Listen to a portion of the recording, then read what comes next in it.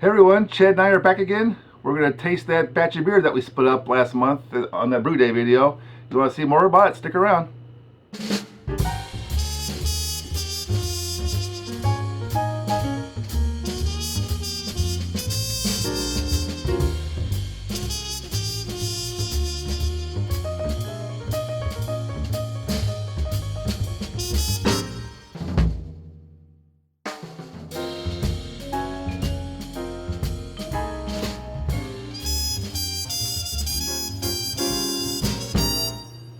Hey everyone, and welcome back.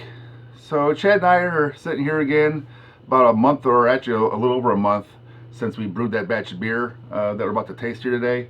If you guys recall, for those who haven't caught up on all my videos yet, about a month and a half ago now, it feels like, because I've been on vacation a lot, mid-July-ish, yeah. Chad and I brewed a 10-gallon batch of pale ale with the Azacca hops in it.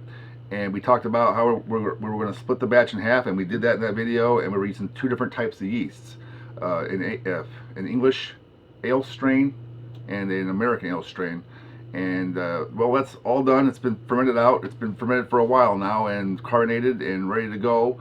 And we're here to now try them both out side by side and see what the difference the different yeast strains made on what was basically like the same beer. Yeah. Right. So all we're doing is changing the yeast strain, and we're going to give it a taste test. So looking forward to it. Looking forward to it. Let's do it. And here we are. 4 beers lined up. 2 are the American ale yeast fermented strain batch, and the other one is the English one, right? So in the 2 tall Sprecher glasses is the American ale fermented yeast batch, right? And the 2 smaller ones in the New Glarus cups are the English ale strain of the same beer, right? And I'll probably do a overlay showing the beer so much closer, but the color looks about the same, right? I mean, it's the same batch of beer. Now, something I noticed while this beer was fermenting was the English ale yeast, the S-04 yeast, looked very dark while in the fermenter compared to the American strain. They look like 2 different beers, honestly. Well, now that we pour them up, and after they've been kegged and settled for a while, they actually don't look any different. So that's what I expected. I was just perplexed that the carboys gave me a different impression, right? All right, so let's go ahead and pull up a sample, Chad. Go ahead and grab the English. This is the English ale yeast strain fermented batch. Let's give it a taste.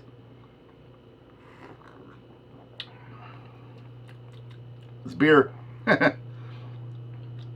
Yeah, it's definitely beer. Definitely beer. All right. Well, I want to not drink all of it. I want to go back and forth between them all. So I'm going to try now the other one in the Sprecher glass, the American ale. American, yeah. Oh wow, they are different. They are different. They are different. Now, I've sampled both these beers separately unto themselves, and in fact, you may have caught me and Chad actually sneaking a taste test of the English ale when I did that mobile draft system video just very recently, right? So I did and I tasted the American one because I'm a homebrewer. You got to taste the progress of your beer, and well, and I also had to verify that the carbonation was coming out too. So I tried them both separately, but this is the first time I and Chad have tried them both side by side, and there is a difference, yeah. Yeah, I think I like this one better. Just the American strain. Yeah. Yeah. Well, I'm torn because I thought the English strain was better when I tried them individually, but I was going by memory. Actually having them side by side now. It does. It has a different finish and everything. It's kind of. I'm leaning more towards the English strain, personally. I mean, but it's just all about personal preference. Yeah, no, that's personal preference. I like the flavor of that one and this one. It's just this one seems a little bit more beery to me. Now, hold on a minute. I like making up words. So more banana-y than last time you made it, Larry. Yeah, beery. Now, they're both very dry beers too, and something I wanted to like note and comment on is that I use this dry yeast. Is it Safale? I still don't know how to pronounce that brand, but I usually use liquid yeast. I've been using them for so many years. Only the past year or so have I started to dabble in the dry yeast, and I've been impressed thus far with them. So I thought I'd try them again here. And I don't know if it's the dry versus the liquid yeast, but both of these fermented out very dry. I mean, and you can taste the dryness in both of these beers, right? Yeah, totally. And if you hand me the sheet behind you there, Chad, the recipe sheet, I'll post this in the video description down below for you, so you can download this now, right? But some of the notes I found was the final gravities on both of these were under 1.010, right? Which almost all of my beers with the liquid ale yeast always finish right about 1.010, 1.012, right? Both of these, like the S-04, finished at 1.008, and the US-05, the American strain, finished off at 1.007. And that's, I mean, I don't think I've ever made a beer this dry before. No. So I don't know what caused it. Is it the yeast strain? Was it the temperature in my basement? Was it, I just don't know, but it's fascinating to know. So both these both of these beers had about the same profile as we expect, because it was the same batch. So the bitternesses are the same. The alcohol by volumes varied because of the different final gravities, but there's still 6% for the for one. Oh no, I'm sorry, 6.2 for the English strain, 6.0 for the. I'm reading this backwards.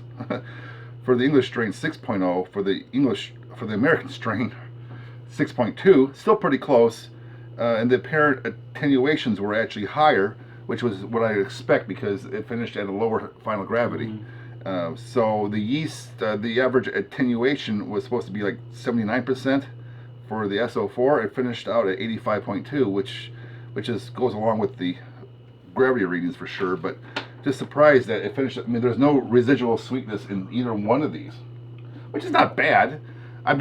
Most of my beers, I'm used to having that slightly malt backbone to them, and this is just completely dry. So they do have a different flavor from the yeast. Like, it's the same beer. It's just, I like them both. Don't get me wrong. well, they're both drinkable. But this English one here is this short glass, correct? I don't know. It has a different mouth taste to it. I'm not sure. Yeah. Well, so again, another successful brew, I'd say, right? Absolutely. They're both drinkable. They're both enjoyable. I think I do favor the American over the English. And I favor the English over the American. So results are inconclusive, folks. Well, that's one keg for me, one keg for him. Sounds like. That's how we'll do it in the future, right? Yeah. Well, all right. Well, there you go, folks. Again, I'll put the recipe in the video description down below. What else do you want to throw away? Anything? Not really. No, not really. All right. Not really. I mean. All right. Well, hey, folks, feel free to comment down in the video description down below. Give me a thumbs up, and if you're a new viewer, be sure to hit that subscribe button, because I like to put out videos, and I think you like them. Yeah, basically. So like comments. I like answering comments. Yeah, absolutely. Chad surfs and trolls the comments section from time to time too. So you got a comment for Chad, go ahead and throw it his way as well. All right. Other than that, we'll all talk to you all next time. Yeah. Yep. There we go.